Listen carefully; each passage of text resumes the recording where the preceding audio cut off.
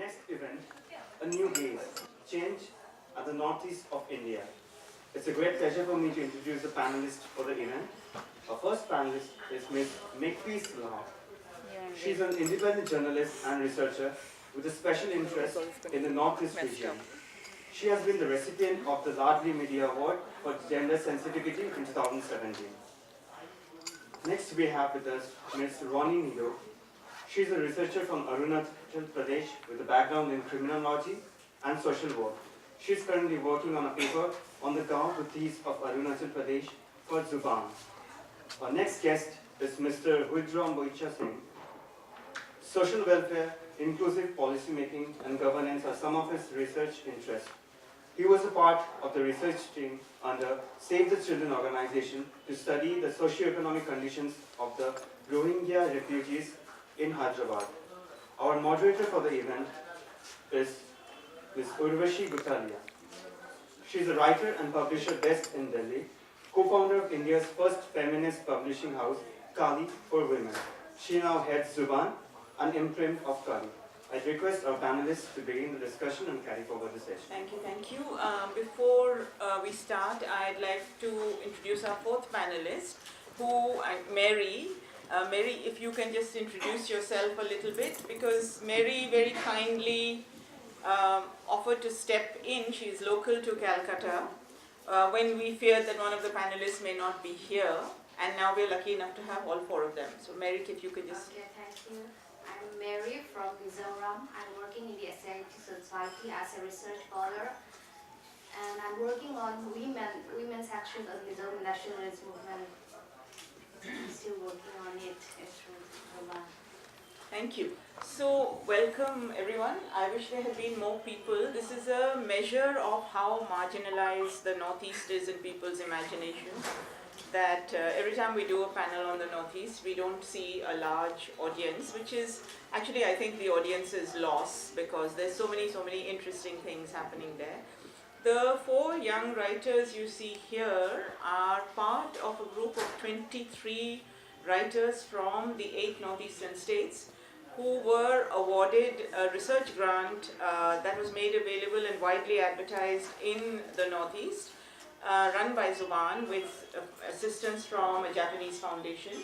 And the idea was to look at what young people are thinking, doing, writing about in the northeastern states, and how we can look at this part of India with a gaze that does not only take into account conflict, because that is how the Northeast is stereotypically typecast, either as a region of conflict or as a region of tribals, and what actually is happening there. So the fellowship actually received quite a large number of applications, over 170, out of which eventually 23 people were selected. And everyone, one of the conditions of the fellowship was that the people applying have to be under 40 years of age, so that we could see what young people were doing. The work that our panelists are doing is really interesting, and I'm going to ask them to talk a little bit about it, but just to give you a broad view of it. So Ronnie, who's from Arunachal, is working on local governance structures in Arunachal, in which you have older men called Gaon Buddhas who actually provide some of the local problem solving on the ground. And in recent years, inserted into the Gaon Buddhas were Gaon Budis. Yes. And she has been trying to track Gaon Budis and talk to them. And I'm going to leave her to tell you a little more about her work.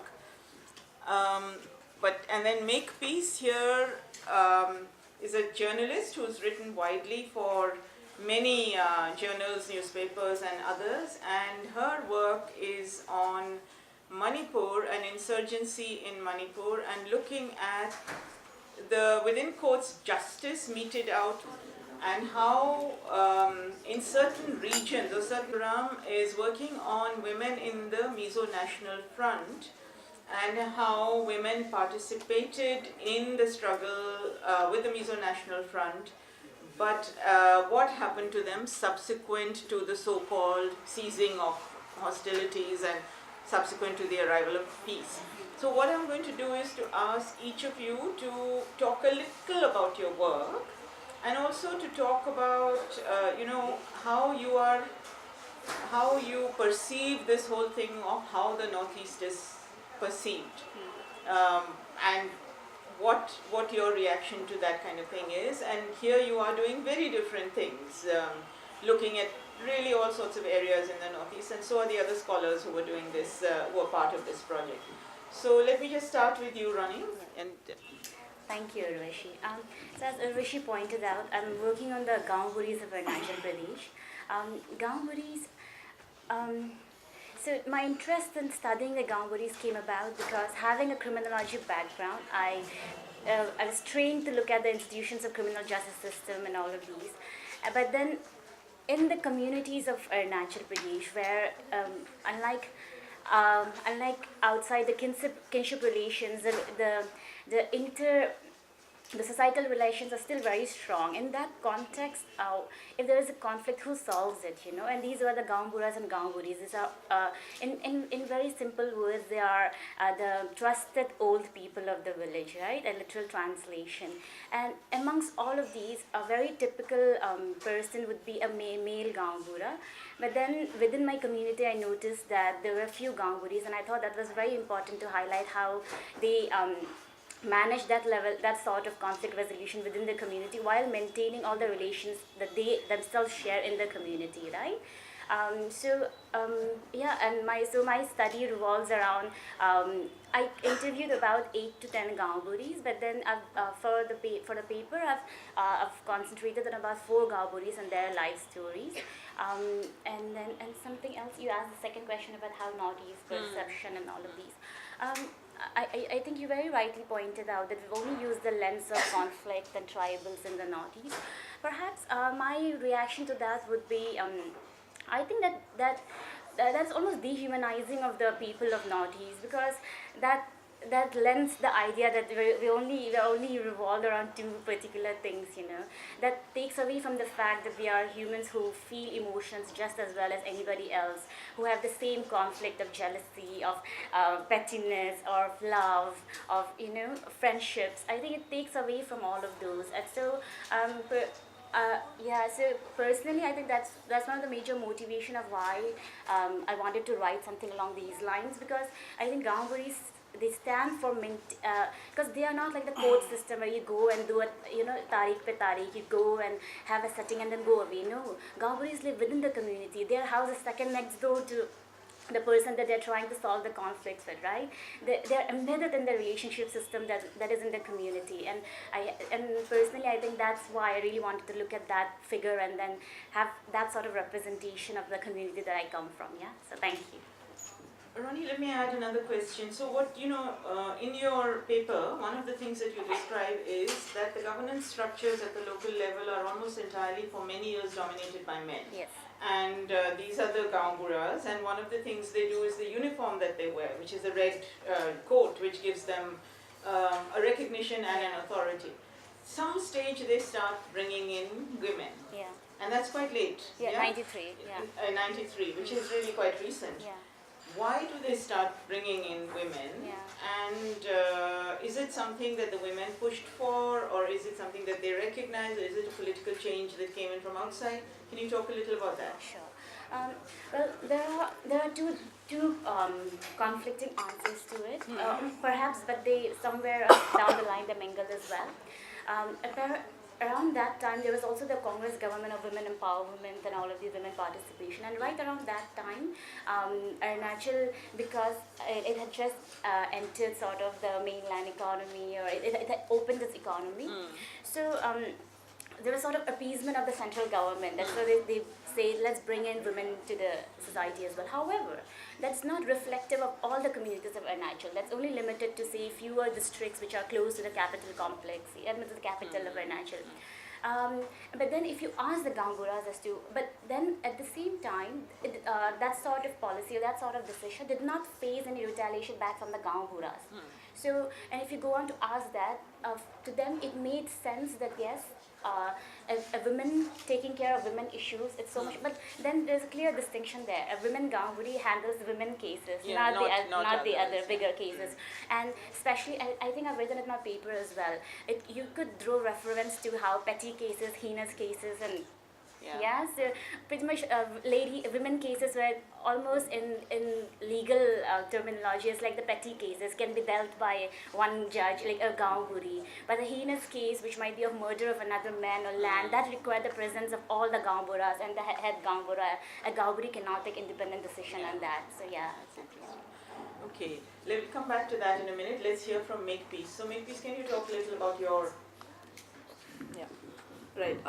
So the reason where, or two reasons that inspired me to write this particular topic. It's interesting. I like to highlight this. This happened when I was pitching my proposal to Zuban. I had titled it "Why Rape Accused in Manipur." Why insurgents in Manipur are killing rape accused. And from that, I remember when we finally had the workshop and we were presenting our sort of proposals. I put up the title. I changed it a bit to something like the vigilante, the war against or something, the vigilante war against rape accused in Manipur, and that in itself actually instilled a lot of discussions. But in a very simple format, the two reasons that really sort of drove me to look at this was generally sexual violence in the northeast region, and particularly in Manipur. The dominant narrative has been around, well, mostly armed forces personnel, and sort of all the allegations of sexual violence committed by them. This was one thing, and then of course it's a very, very important and a very, very valid and very, very legitimate topic. But it also sort of got me thinking about the, so to speak, the daily rapes that happen, or the daily forms of sexual violence that happen, which are committed, let's say, by locals or people who are natives of the region. Where do those go and disappear? Are they recorded? Are they documented well enough? That's really one of the most primary sort of driving reasons for me to look at this topic, because again, I'm someone who comes from an army background, so that in itself has been a conflict that I've sort of lived with, and I think it's something that I continue to live with, and I continue to challenge a lot of ingrained thoughts that were sort of obviously conditioned, or in other words also brainwashed in me.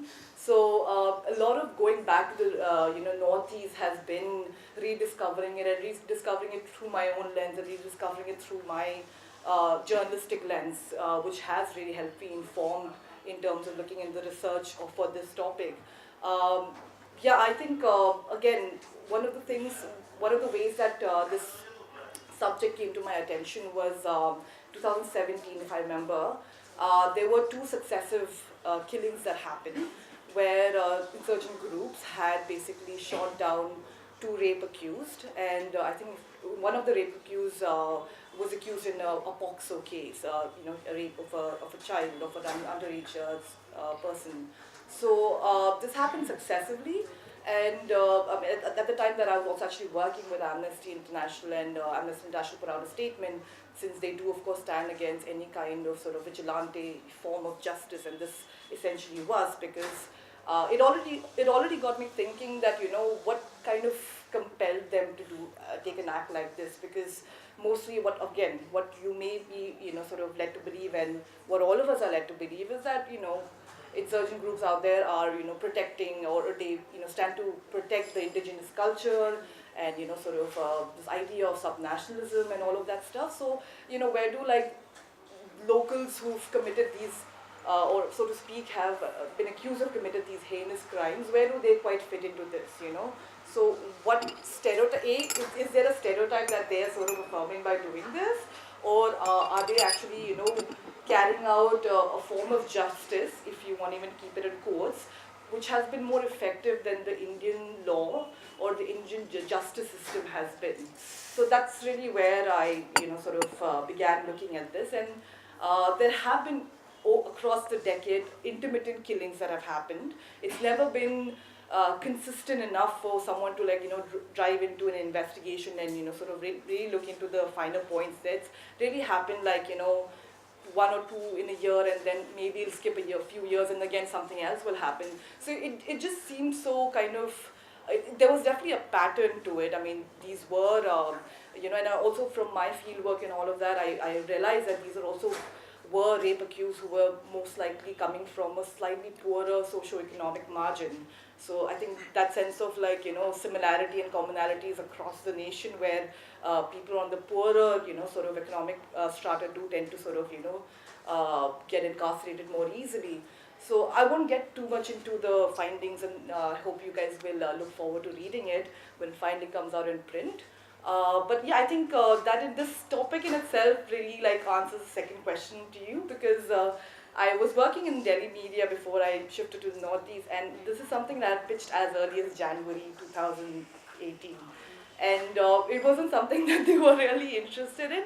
And I think to me that sort of speaks for as well as defines what Delhi media thinks is important for the Northeast, that especially right now it's the Modi wave. Anything that has got to do with Modi wave and Hindutva, then it's the Northeast is relevant, because we're always at the receiving end of central funds, so that's only where our relevance comes in. So, but in terms of our own local generated theories as well as our own narratives, unless that sort of fits into, either feeds into a national security, national interest kind of a picture, it's not something that anyone could really be bothered about.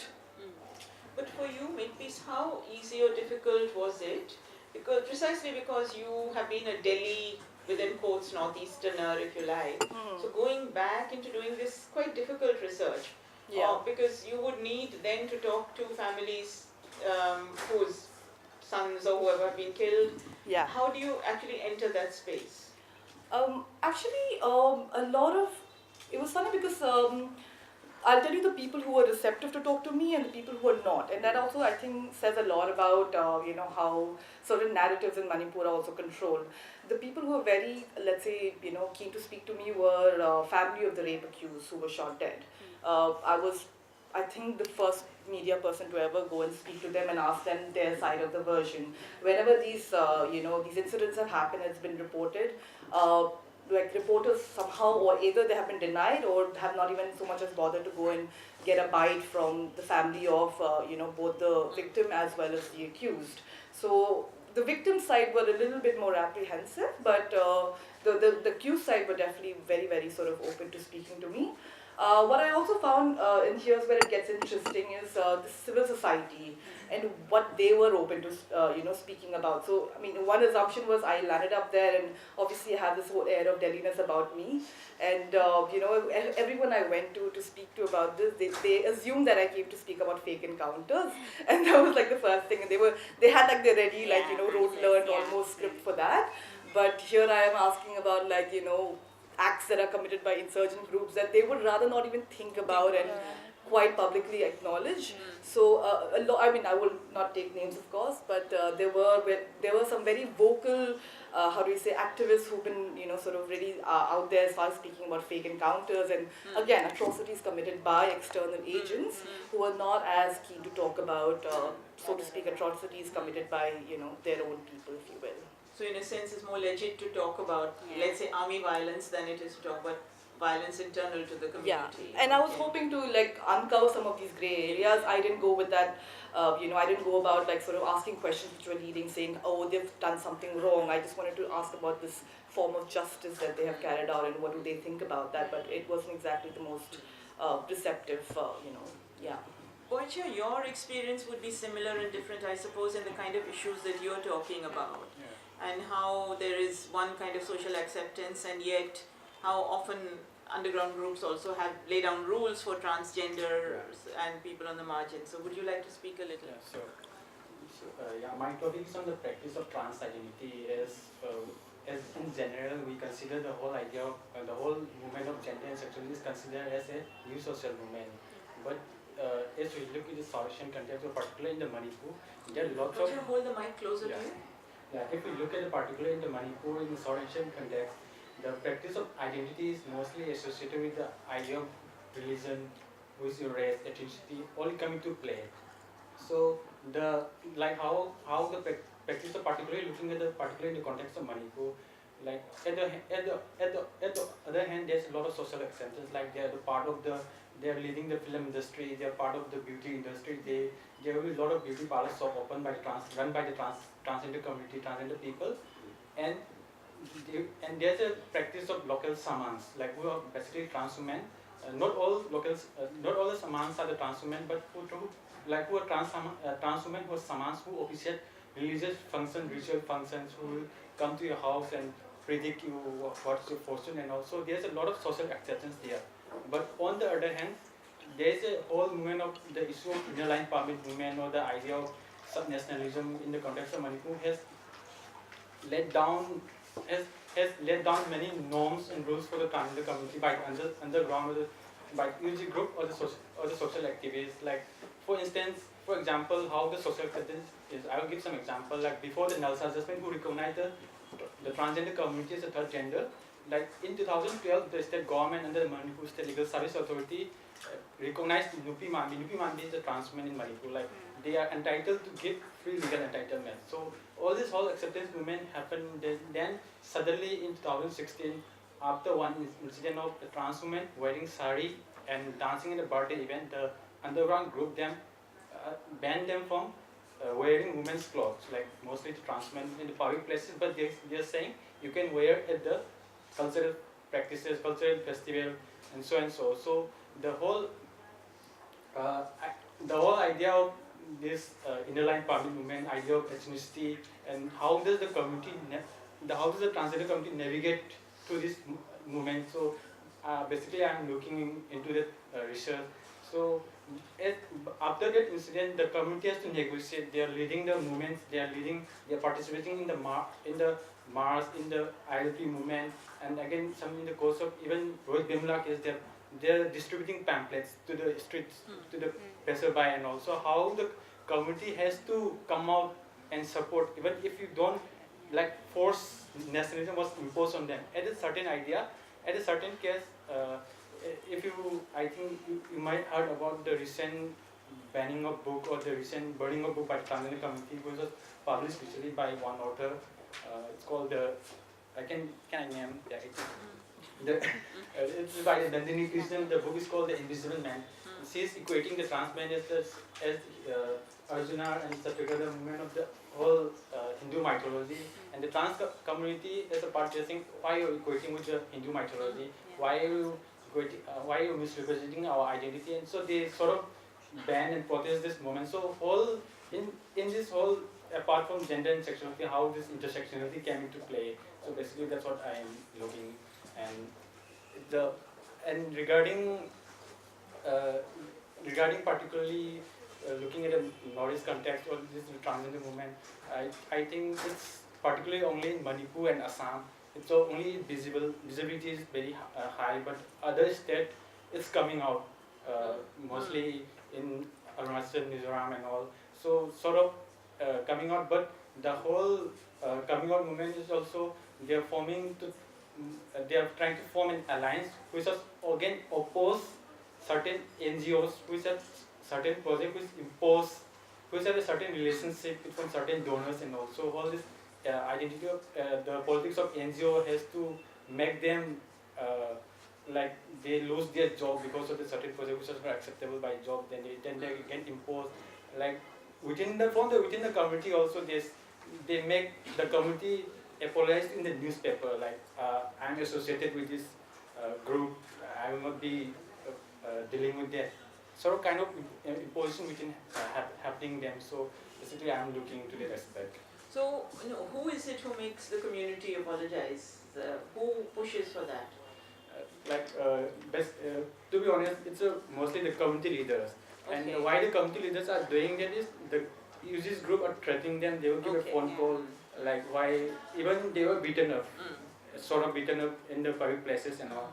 And the whole idea of militarization, how they came into the margins because of the militarization is like some of them have a romantic relationship with the army man or the police commando. Then the military, the easy group or something came to know they have the informant group. There's a whole extortion thing happening because most of them run a successful beauty parlor, and also sort of all this extortion are happening. So after that to cover up the extortion, they will say you have to apologize because you are associated with this sort of anti-Manipur or something sort of like that. Okay, we'll come back. There's lots of questions there, and also I think the conflict of the let's say LGBTQ identities, the people claiming their sexual identity as something really important to them, with the church and religious authority in different northeastern states, is a really sort of interesting phenomenon as well. Right? Yeah, it's an interesting phenomenon. Like the church, particularly the church, will group them, will ban them from participating in choir group or coming from the coming to prayer and all. But at the same time, they will also include it to do community activities and all. But like I have the I am particularly looking at the Manipur. So in Manipur, the religious organizations like Makepeace Foundation, not like Amaiva Maili community, like these are the local samans who are male samans, female samans. They all have this group. Basically, they are group who are part of the. Some of the group are associated with Vaishnavite, some of them are associated with focus on the indigenous Meitei religion and all.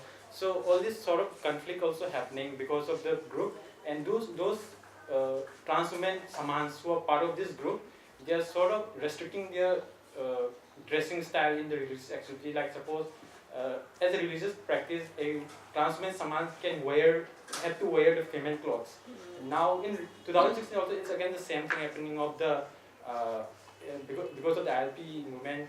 They are saying you have to wear the upper part of the body, you have to wear the female cloth, lower part you have to wear the male cloth.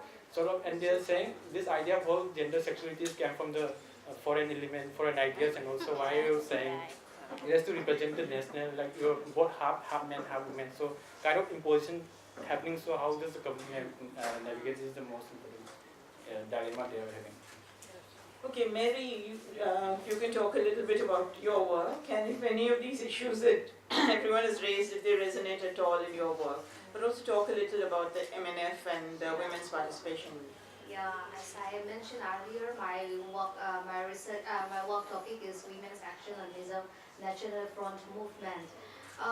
Since childhood, I heard so much about mass rape and the threat made by my mom that not to point it at any man, especially mainland Indian, because they will rape you. That is one of the more common threatening words we have heard. So I'm making assumptions in my paper that there was the signing of the Mizoram Accord or Memorandum of Settlement between the Indian government and Mizo National Front on June 30, 1986 has been declared as one of the most successful peace accords in the country. Although women were a part of the insurgency as a participant and even they took a role as a volunteer, but the history of their involvement is never discussed in any history books of the Mizo nationalist movement. So by utilizing women oral testimony, I interviewed 13 female volunteers who went in the underground movement. So after my interview, what I found is that the division between the combat and the domestic roles reinforced the traditional division of labor, where women's role were centered in the domestic duties and keep them out of the movement. So my point is most of the women who entered in the MNF movement don't want to be politicians. I don't know what is the reason, even while interviewing, they don't want to be a part of the MNF. It took a great deal of time to convince them that I want to know their history, but fortunately I can get 13 women's history, but none of them taken part in the politics of the Mizoram. And what is very interesting is that one of the one of the granddaughters of the female volunteers, she did not even know that her mother is a female volunteer who went underground during 1966 to 1986. She suffered and she lost her husband, and she's becoming just a housewife and did her weaving, and she lived a very humble life. What is also very interesting about this female volunteer is that they don't want to be a part of the MNF movement because they experience conflict in the underground camp between their leaders, and within the movement they have a conflict. So that makes them unwanted to join the politics and don't want to have any attachment with politics. And regarding the this thing notice, I would say that um, this recently, as long as we have this thing, the church and the women young Mizo association, I hope that we will have a peaceful states, because this is this thing, the church is one of the most the pressure group, one of the greatest pressure group. As long as they work together and unite together, I hope all the problem will be solved. So I have a question for all of you, because you are the younger generation, and all of you are in some ways trying to unpack the history of your either your home states or at least the wider region. And in this unpacking, you're using certain tools, and you're finding surprising things. I mean, it's quite clear that the assumptions that all the violence comes from the army and the community is homogeneous and egalitarian towards women and all of that. You're opening up all these kind of uncomfortable truths. And you're doing that through talking to people, particularly the three of you talking to the older generation. Boicha, not so much. You're talking to the trans people who may be of any generation, usually probably younger. So how has it been for you trying to open up these conversations? Have you met with resistance? Have people been willing to talk? What do you think that technique of interviewing people actually brings to the stories that you want to tell? So anybody can respond to this. We don't have to go one by one, but who would like to come in on this? I'll just answer one of my experience with while during the interview. It's right after the ban of the community by the user group. When I first went for the interview, one of the trans women asked me, why do you come at this time? When their livelihood was threatened, all these people who are from this JNU who came and do PhD, MPhil, they never give a phone call to us when this is happening. Why should I give an interview to you? This is the first interview happening to first response to my participants. So at that time I have to be just honest. Like I said, I can't do anything. I just have to be honest. This is my project, just on the face of. But after the intervention of the community leaders, they allow me to take the interviews. It's suppose how the community leaders are protecting their narratives, how the community leaders are protecting their communities. It's also very important. You can't just questioning them. You're not allowing to give interviews and all. So this has to be carefully intervened also. And particularly as a cis heterosexual men, questioning, narrating their rape case, by the police, by their boyfriend and all. So it's very sort of how to deal at that particular is very difficult for me at the time. So after that one of the community members or one of the community leaders have to accompany me to tell me how to deal with that kind of situation. So it's a very difficult situation at the time that I face. When you're accompanied by a community member, when you're speaking to somebody about such a sensitive subject, does that not also lead to its own kind of constraints, that they may not talk to you in the presence of a community member because they have to live in that community afterwards? Because the story is already known by the community members also, some of them, but they will not tell me because I just met her on the first day. How can she tell the story about their rape story, sexual assault and all? So the community member has to report. I can't do the report, sort of those things also. So it's a very navigating the way is tough. I can try. Well, to answer your question, Urvashi, I think my answer will be twofold in that. First of all, it's the acceptance that there is a huge generation gap talking to the older people, especially the Gamburis who I was speaking to, by the sheer fact that, and also accepting that I'm not an empty listener, right? I have my own ideas and I'm trying to see if their narratives fit into the kind of analysis that I have of their reality. Plus, on top of that, they, we've also we've also changed, the community has changed in terms of how knowledge is transferred, because the Gamburis have a completely oral culture. They have stored everything in their oral memory, which is then translated in the collective memory of the society, whether they all remember it or not, right? While personally, I'm somebody who will write or record and go back to it over and over again and then show it as proof that yes, this is said.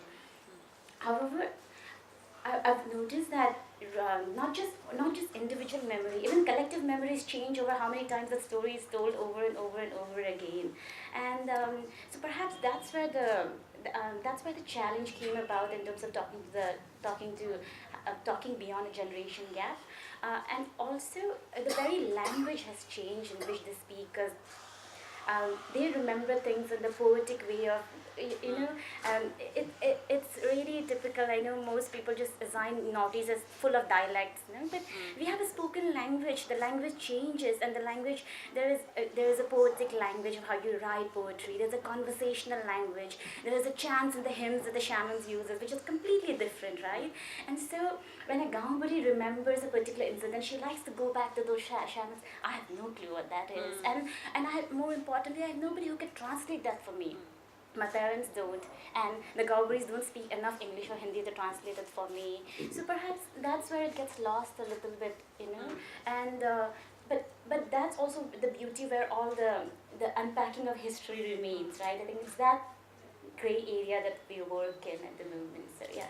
Do you think in Arunachal particularly, the imposition of Hindi as a state language since the 70s has actually impacted the way that people who don't have Hindi normally, communicate or have, are able to share their stories with you? Because what is the language that what is your language? So I speak Nishi, which is of course the language of my tribe. But that's interesting because up till the 60s, Arunachal had Assamese as the first language, and then English as a second language. Hindi was not nowhere in the picture, but as you see, it post this Indo-Sino war, and then 60s, 70s, we had Assamese, Hindi, and then English. I have uncles who tell me that they were part of the resistance that went around closing down all the government offices, demanding English to be the first language, and then Hindi to be the second, and our local dialect to be the third, local language to be the third. And now when he hears my language, like my Nishi, he says that that's his penance for making those demands, because I have a Nishi that's completely mixed with Nishi, Assamese, English, Hindi. Yeah.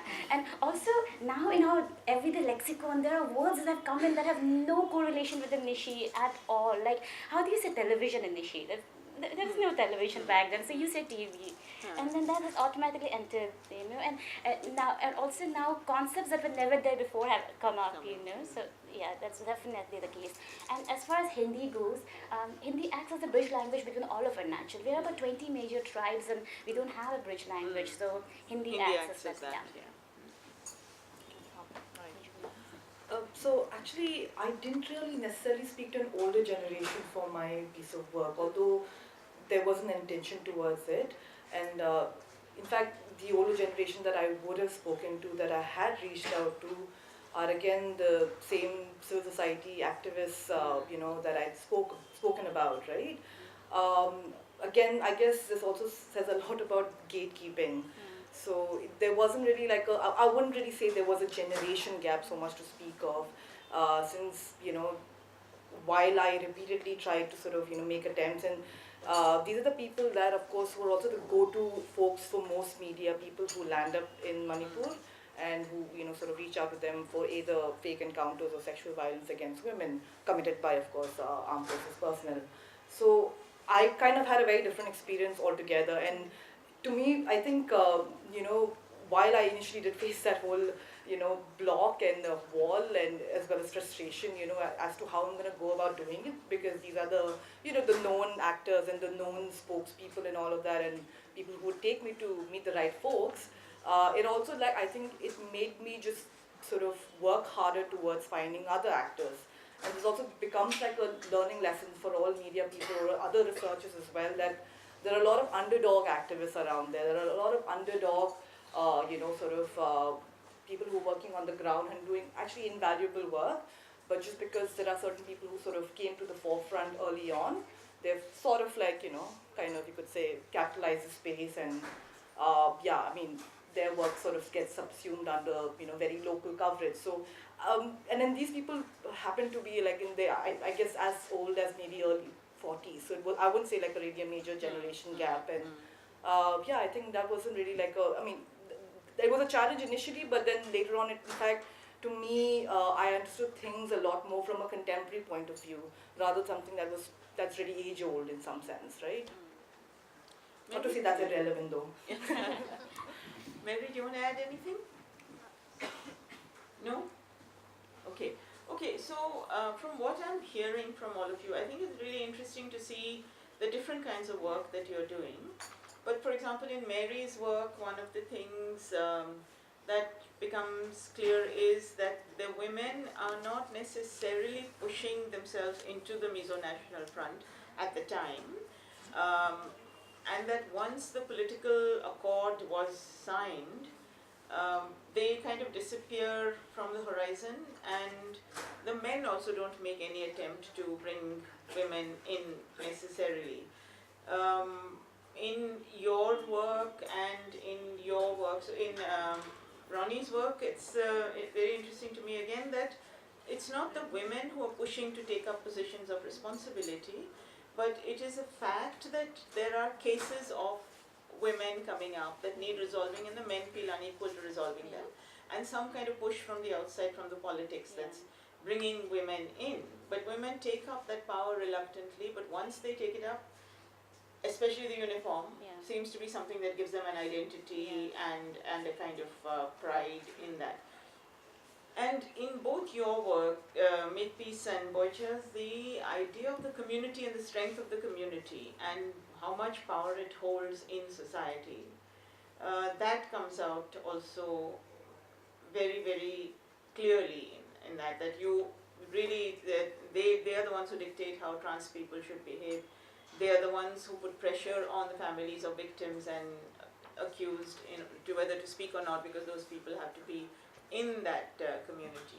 So this whole, one of the stereotypes about the Northeast, I want to see if you can address this, and then we'll ask people if they have comments or questions, because let's make this as interactive as possible.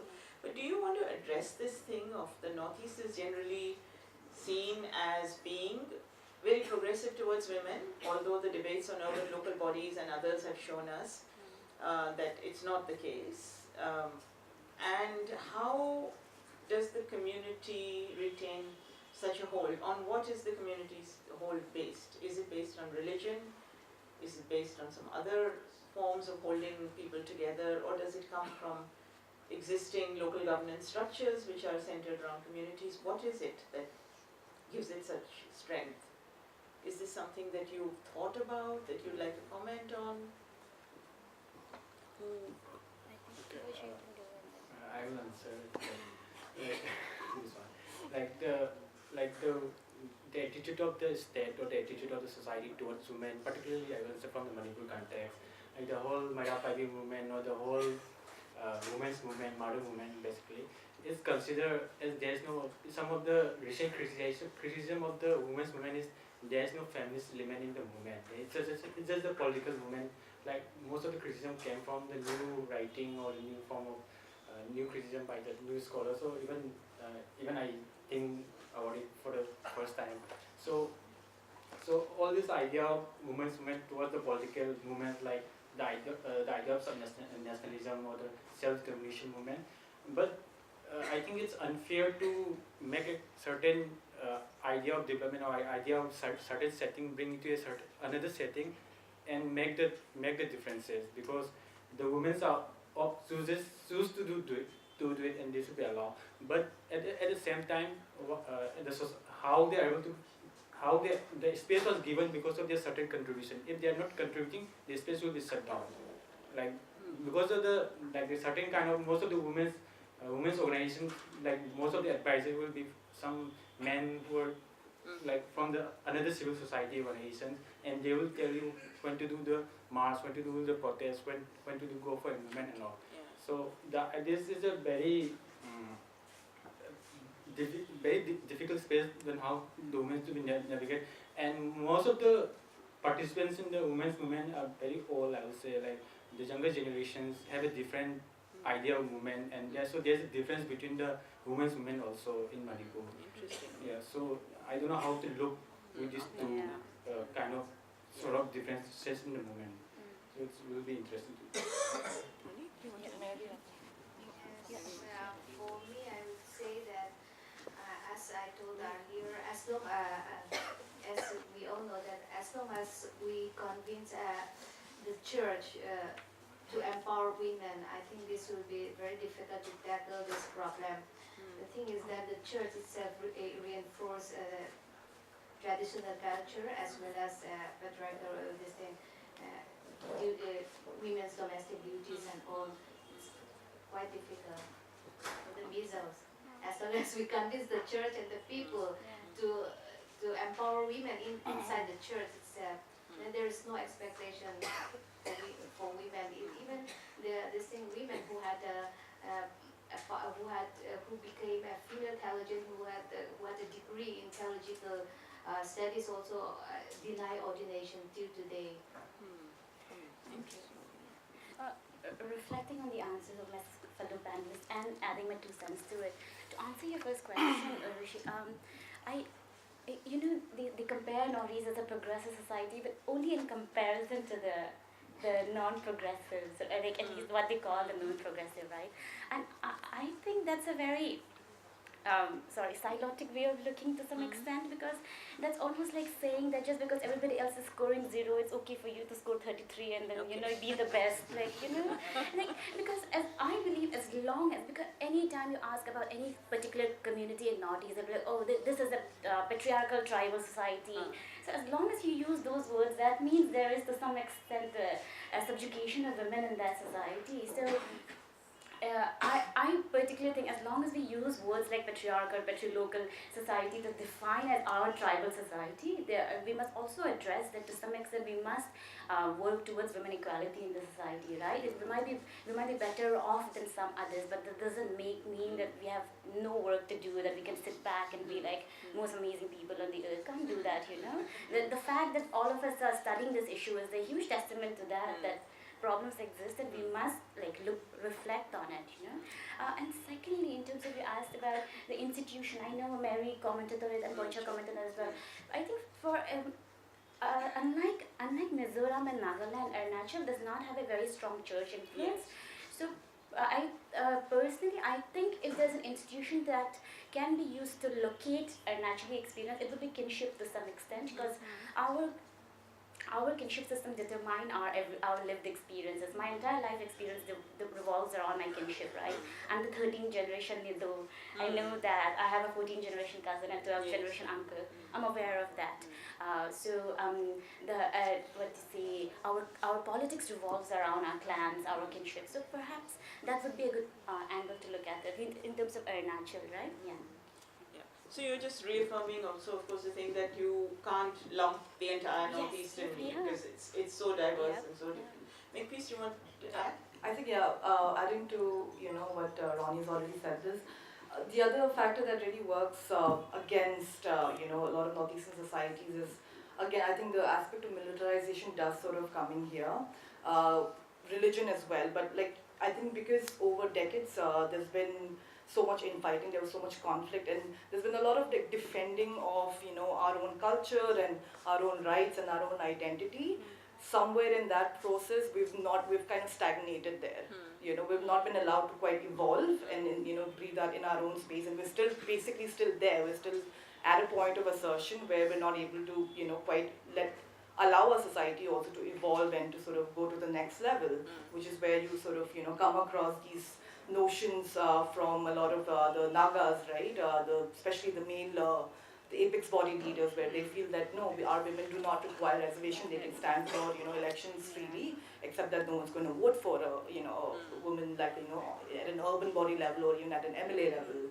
So I think that's definitely one of the very important factors that's playing, where we've been defending our own country, our own land against militarizations, against perhaps even onslaught of whatever religion, and then finally then blending into religion, and a lot of these religions are inherently very patriarchal, whether Christianity or even Vaishnavism or any others, So that has only perhaps worsened the situation.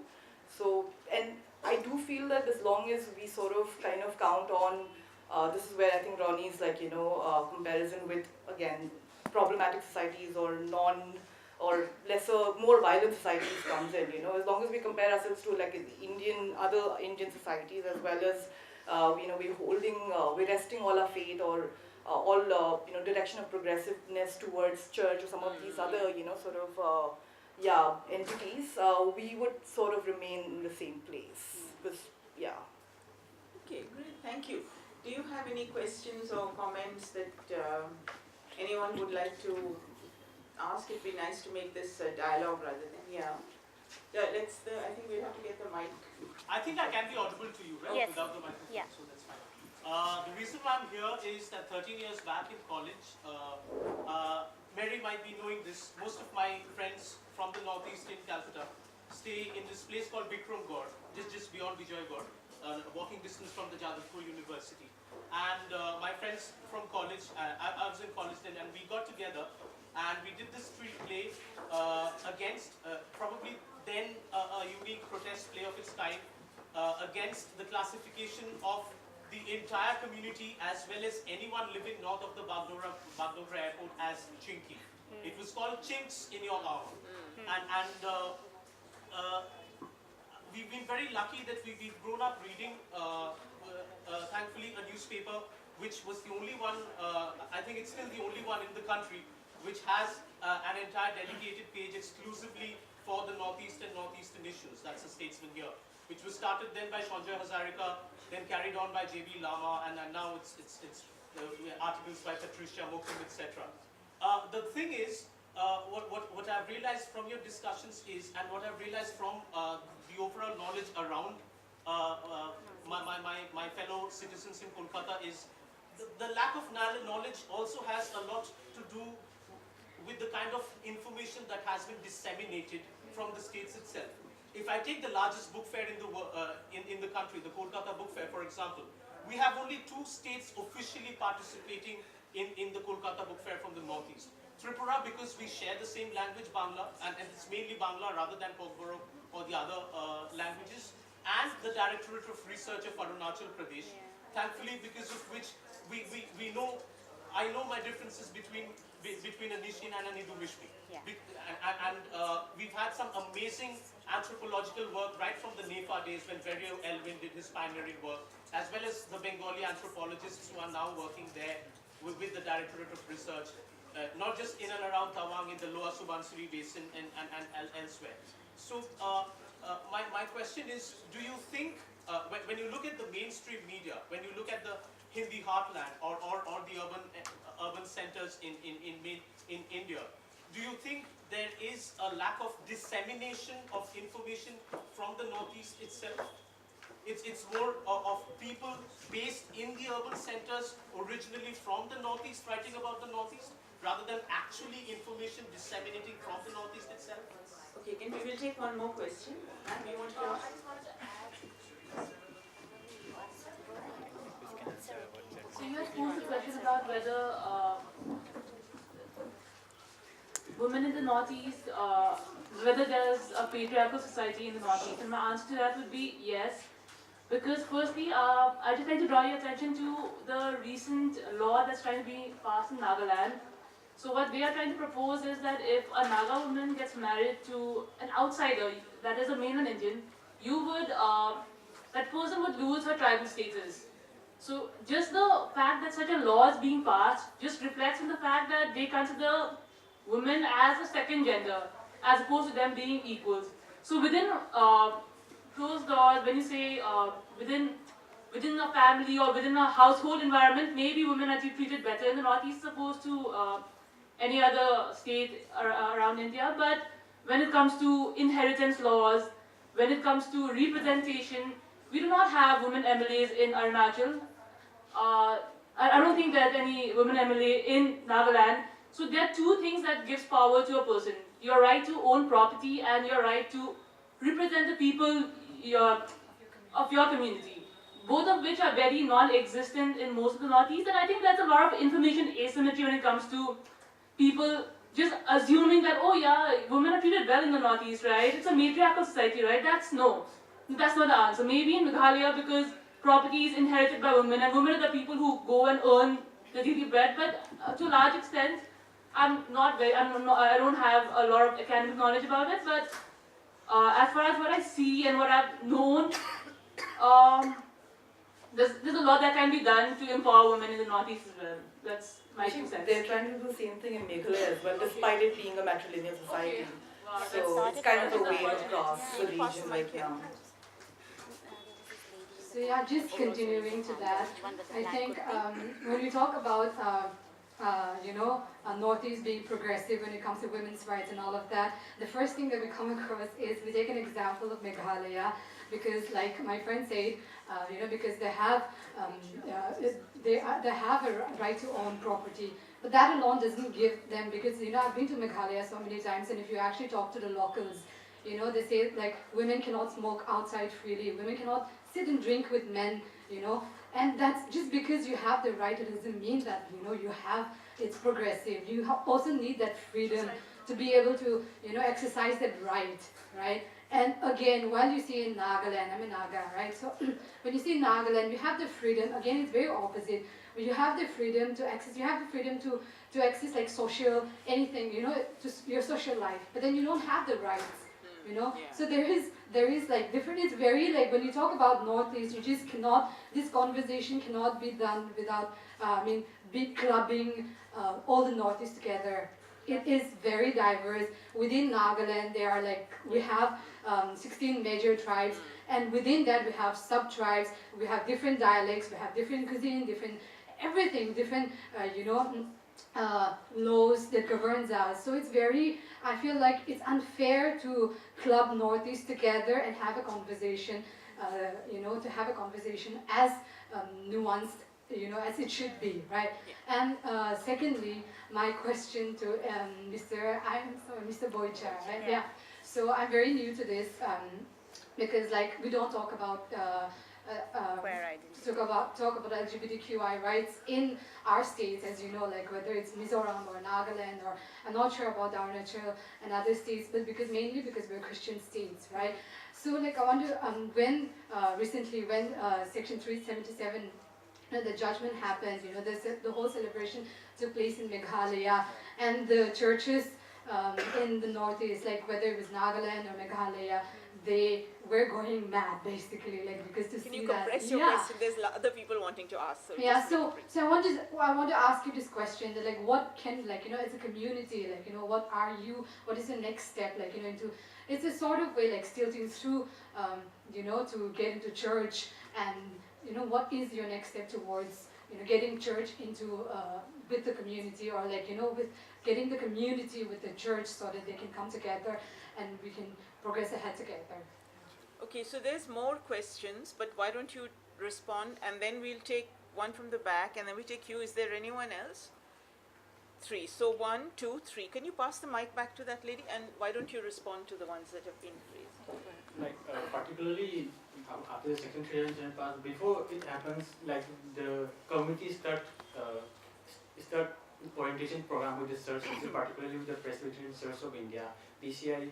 So PCI is the only church group, in my knowledge, who is starting to accept the LGBTI community, like in the choir group, in the community service, so the whole like even with the project called Thinking Homo project, they start advocating with the church group. So it's just the only tool the community has is advocacy. Like they don't have advocacy and sensitization. They have to go from places to places, and these are informal institutions. It's very difficult to intervene. Like as a part of the NALSA judgment or the NALSA judgment, like every state should have a transgender welfare board and all, like, so the state transgender welfare board can advocate through the state intervention, like suppose the discrimination should not be happen, like they make certain rules and all. If it's there, the advocacy tools should have been more convenient for them. Otherwise, advocacy again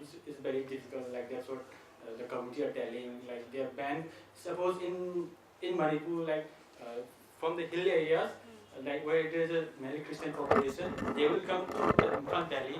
They will take an accommodated rented house where they can come and dress what they want to dress or what they want to live. So they will stay there for 2-3 days and they will go back again to the place. So there's a dual identity practice also happening. So it's a very yeah. I just want to add something to that actually. Please. I did a study or a rather piece on the role of church in Mizoram, so I just wanted to comment a few things on it.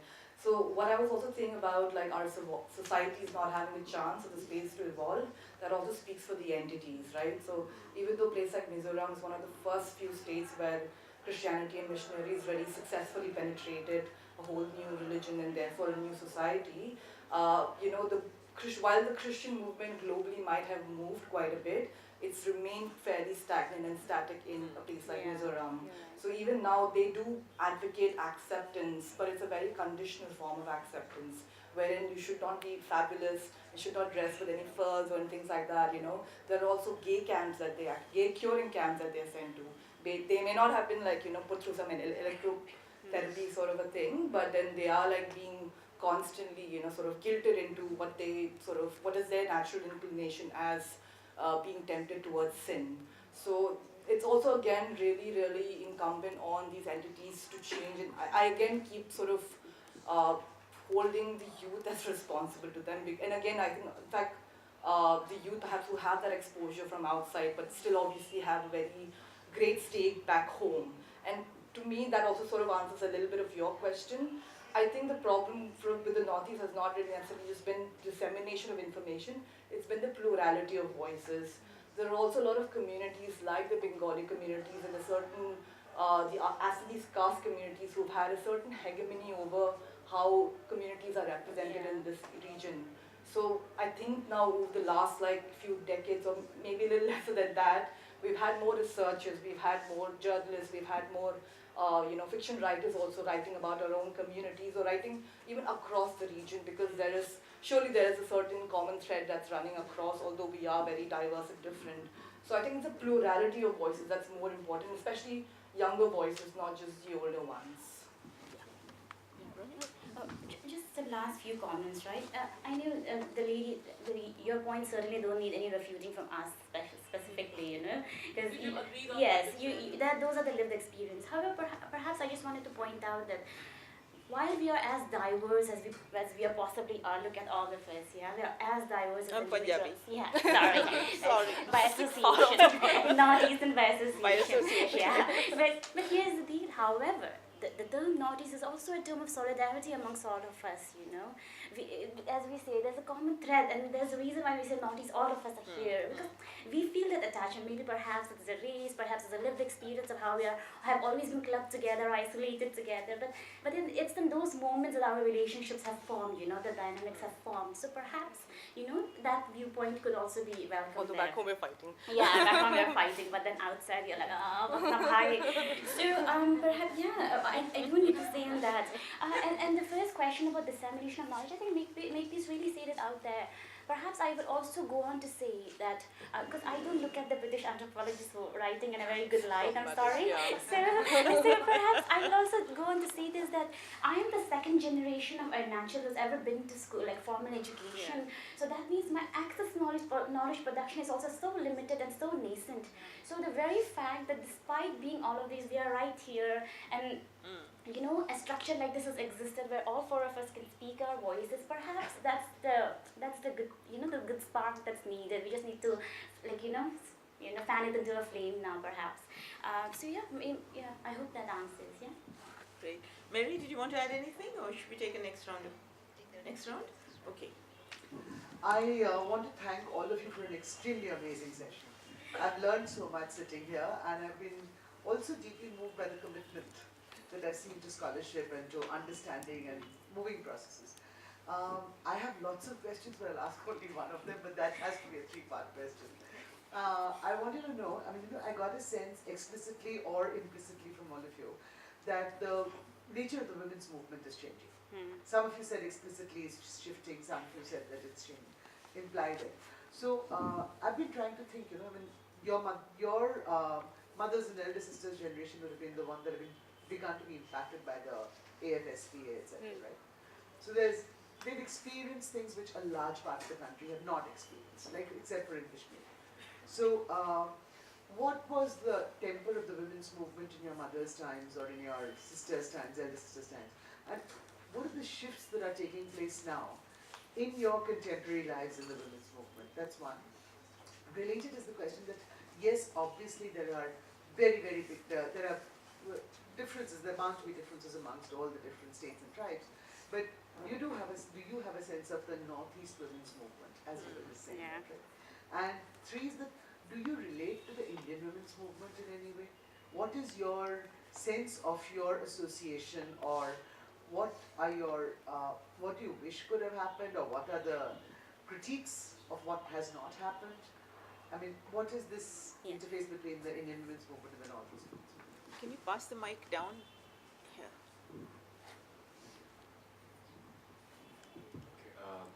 Ma'am, I have two questions. You can have two, she asked three. Okay. But then keep it short. The second one is going a bit longer. So. Okay, the first one, personally speaking, thank you for the conversation. And also, I would say like a society with intelligent women is a society I'd love to live in.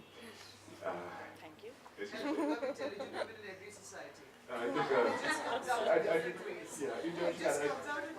I would say intelligent and more proactive. Okay. And that's the word I missed.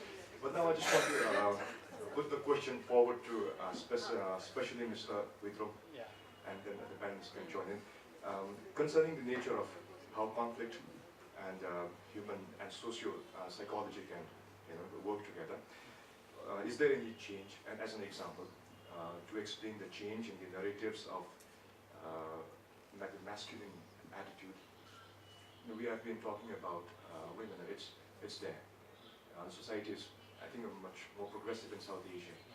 But has the conflict actually had an effect On men. in the male psyche? And that's why we are seeing this trends of hardlining. So that's the first question. If we can answer, then I can go for the second one. Please ask it. Or do you want? I think. Go for the second question. Go for the second. Yeah, because then we'll collect all the questions and answer it. Yeah. Thank you.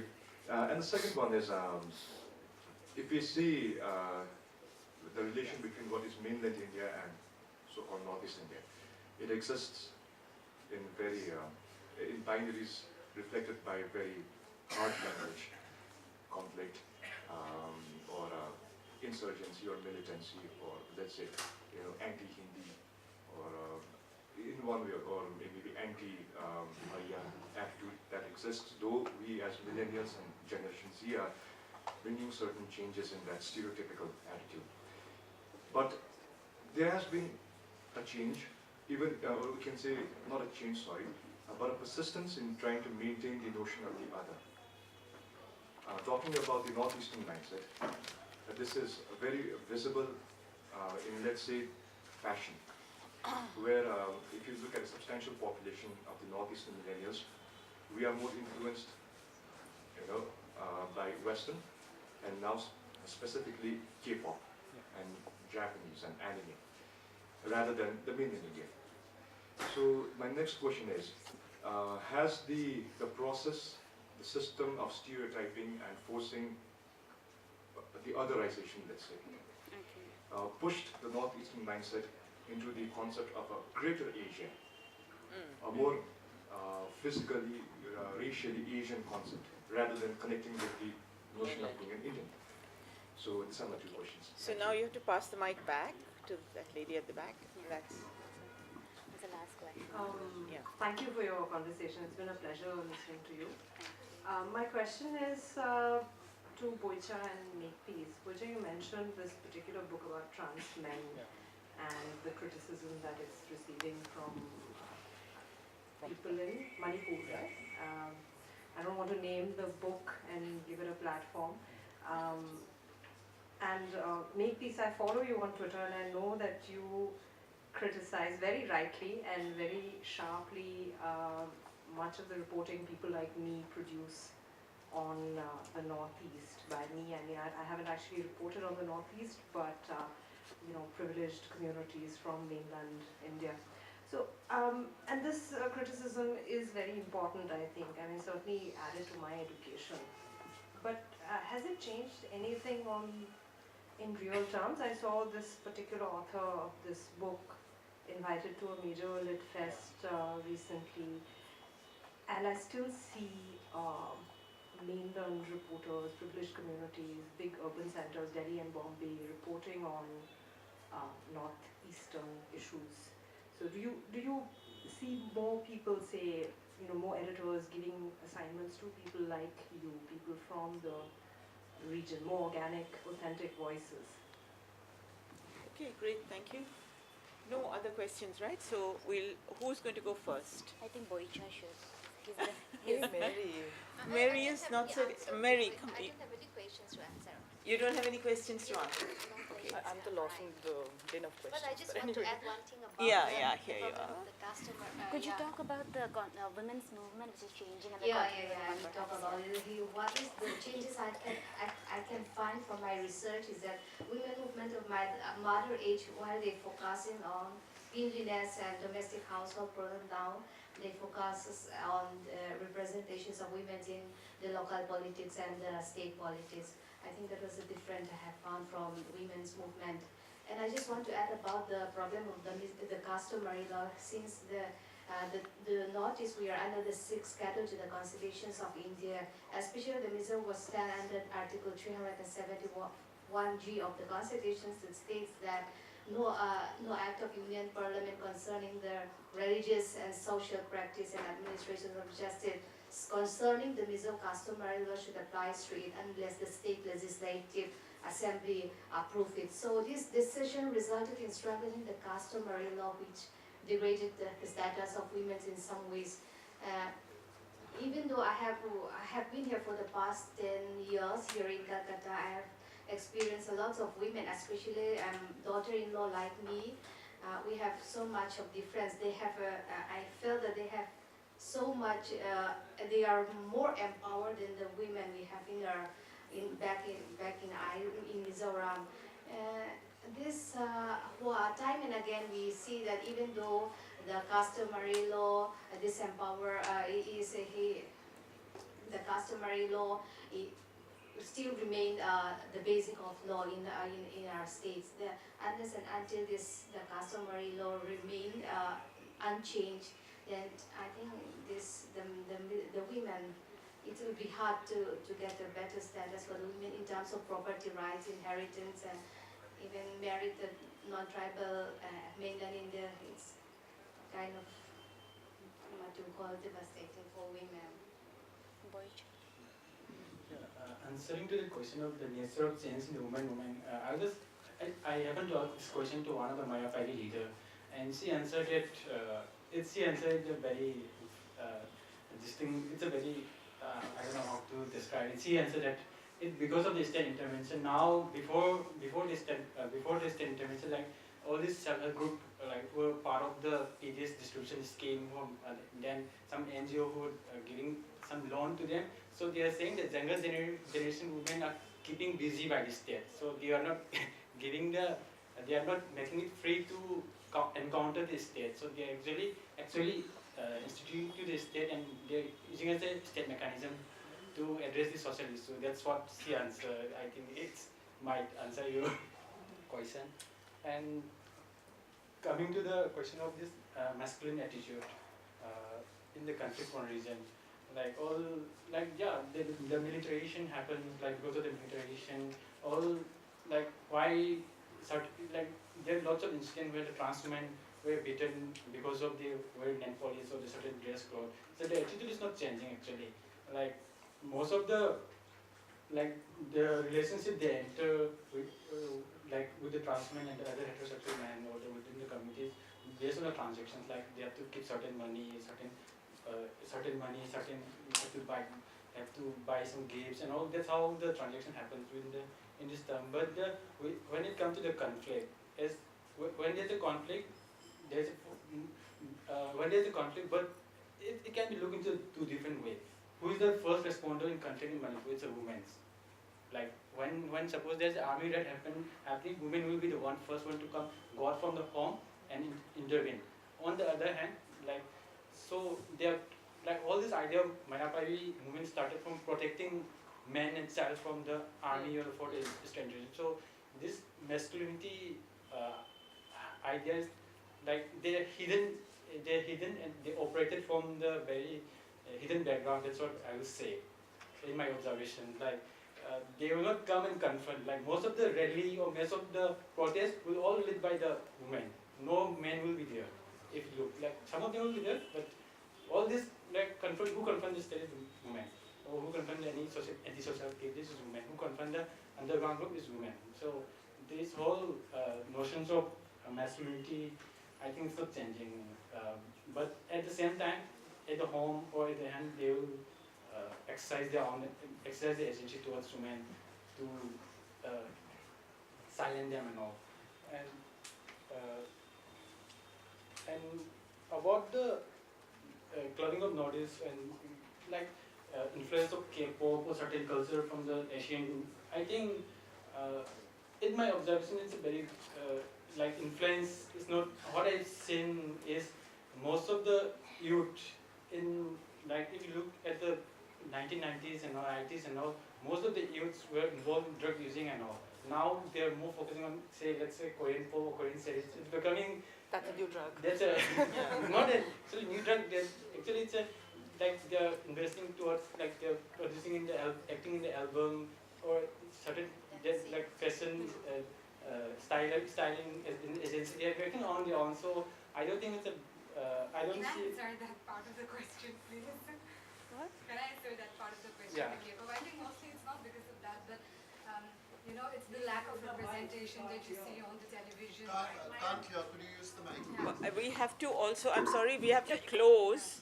So can you be brief? To make it very simple, I think it's the lack of representation, in the television that we see. As a child growing up, as a Naga kid growing up, who hasn't been out of her state, for me to be able to see Bollywood and not seeing someone like me or a role, or a television show or even cartoon or anything, So immediately, when you watch Korean dramas, you kind of you get that influence. You feel you get that, So and also the food and the culture and the language that we speak, kind of little bit, kind of similarity in there.